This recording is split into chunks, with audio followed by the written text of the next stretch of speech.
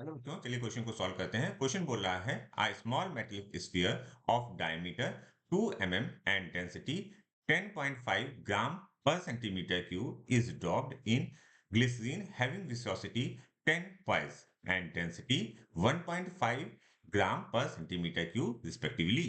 The terminal velocity attain by the sphere is centimetre per second में। आपको terminal velocity के बारे में पता करना है। तो टर्मिनल वेलोसिटी का फॉर्मूला क्या होता है?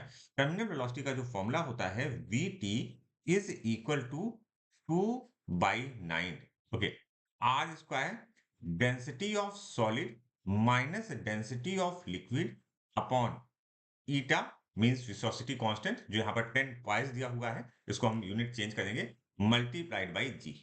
ओके, अब देखो यहाँ पर जो हमारा आंसर दिया हुआ है that is in centimetre per second.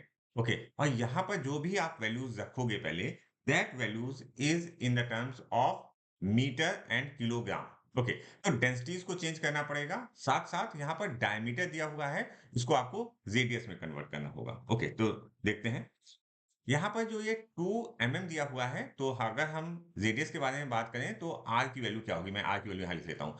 r की वैल्यू होगी 1 mm, और इसको अगर हम मीटर के टर्म में लिखेंगे, that value comes to be 10 to power of -3 metre. अच्छा, डेंसिटी डेंसिटी के बारे में बात करते हैं। डेंसिटी यहाँ पर दी हुई है ग्राम पर सेंटीमीटर क्यूब में, इसको हम लिखेंगे किलोग्राम पर मीटर क्यूब में। तो कैसे लिखेंगे देखिएगा, इस वाली डेंसिटी को हम कन्वर्ट करते हैं पहले। ये जो दिया हुआ है दैट इज 10.5। ओके, इसको किलोग्राम में कन्वर्ट करने के लिए हम 1000 से डिवाइड करेंगे। सेंटीमीटर सेंटीमीटर को हमको मीटर में कन्वर्ट करना है, ठीक है, तो 10 टू पावर ऑफ -2। ओके, लेकिन 10 टू पावर -2 कितनी बार? 3 टाइम्स, क्योंकि यहाँ क्यूब लिखा हुआ है, तो 10 टू पावर ऑफ -2 जो हो रहा है यहाँ हमारा डिनोमिनेटर में आना चाहिए, लेकिन हम इसे न्यूमरेटर में लिखेंगे और पॉजिटिव लिखेंगे। क्या लिखेंगे? 10 to power of 2 multiplied by 10 to power of 2 multiplied by 10 to power of.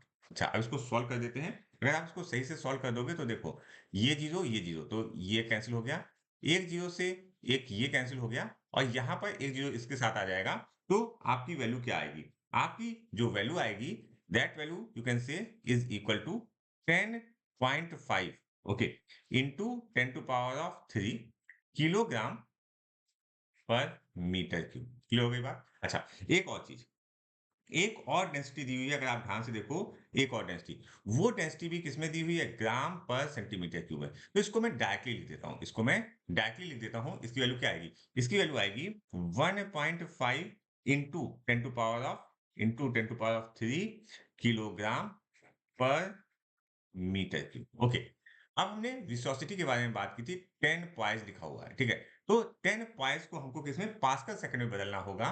तो इसकी वैल्यू जो आएगी that is 1 pascal second. Okay, अब वैल्यूज को आप रख दो, ठीक है, वैल्यूज को रखते हैं, देखिएगा, this is equal to 2 by 9। R की वैल्यू कितनी लिखी है हमने? 10 टू पावर ऑफ -3, तो हम लिखेंगे 10 टू पावर ऑफ -3 का whole square, 10 to power of -3 का whole square in bracket 10.5, in bracket 10.5।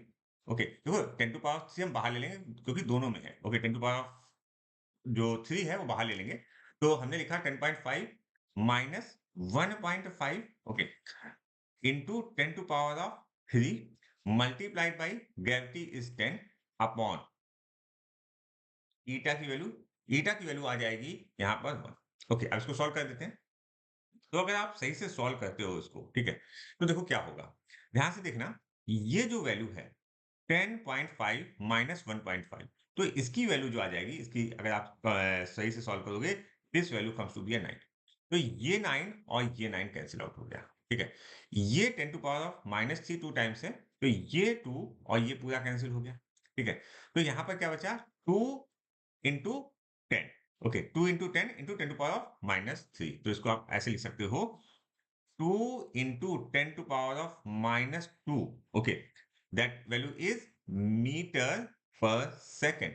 Okay, और आपको आंसर किसमें चाहिए? आपको आंसर चाहिए सेंटीमीटर पर सेकंड में। तो सिंपली मीटर को सेंटीमीटर में बदलना है, तो हम इसको हम क्या करेंगे? मल्टीप्लाई कर देंगे, किसे? 10 टू पावर ऑफ 2 से, तो ये आएगा 2 सेंटीमीटर पर सेकंड। तो हमारा ऑप्शन कौन सा सही होगा? Option 3 is correct for this question.